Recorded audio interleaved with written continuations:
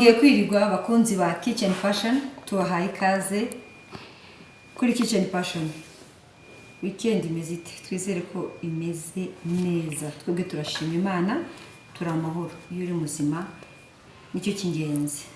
Rero twongeye kubaha ikaze mu kiganiro cyo gutegura amafunguro, aho tugiye kurebera hamwe uburyo dutegura inkoko. Inkoko y'inyarwanda. Harya mu cyongereza bayita ngo iki? Tubwire uko bayita inyarwanda. Dore ngiyi irabaze yose, ibice byose birahari, kanaga nagafu hagati hirya. Istoma mu kinyarwanda no bakita gasenda abantu. Okay. Ubwo rero tugiye gutangira turifashisha ibimuri bibiri yacu. Turakoresha sauce tomate cyangwa tomato paste, igitunguru, turakoresha tangawizi hamwe n'intete 3 za tungurusumu kuri blending. Ikindi dukoresha turakoresha inyanya ziseye cyangwa se zirabye. Rero murabizi ko inkoko z'inyarwanda ntabwo ziba zoroshye nk'uko z'inzungu. Ni byiza ko inkoko yirya yoroshye yivana ku igufa, atari ya indushikura ugakubita umutwe ku menyo, ugakubita umutwe ku nzu soro. Rero tugiye gutangira tudatinze tuzitogosa. Mara kuzishyira mu isafuriya, turashyiramo umunyu,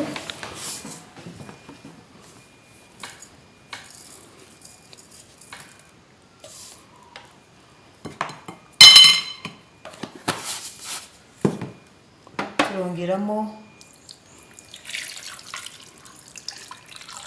amazi,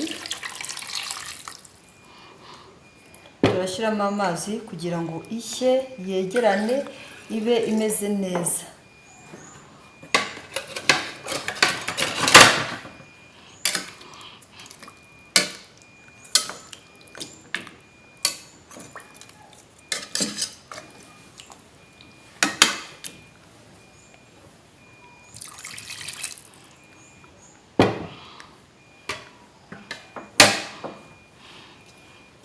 Iyi ni rosemary, turarambikamo akababi ka rosemary kugira ngo flavor yako izamuke, twice ya mpumuro y'inkoko mbisi.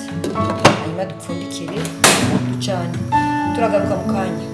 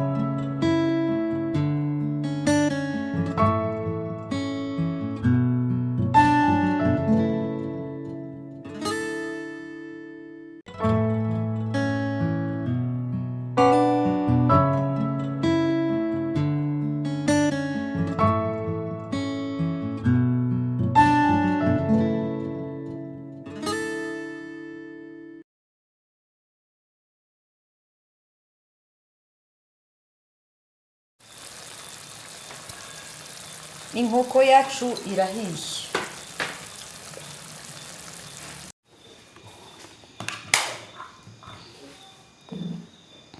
Inkoko yacu irahiye.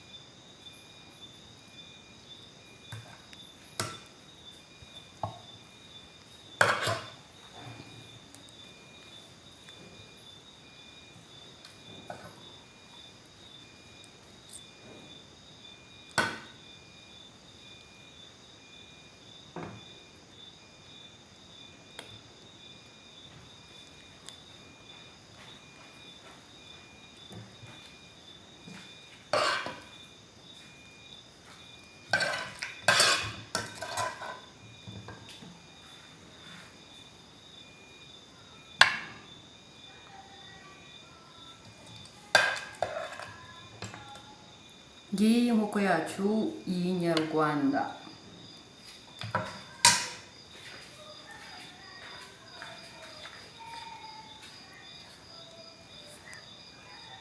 Inkoko yacu irahiye, nta birungo bidahambaye twashizemo, murabona ko isa neza. Ntiriwe mbibabwira, amaso arabaha. Mwakoze kubana natwe, ntugende udakoze subscribe please, kandi nawe ntugende udakoze like. Ndabizi abantu benshi muri appreciate ariko mukibagirwa ku likinga. Mujye mu likinga video. Mugire umunsi mwiza, naho ubutaha. Bye.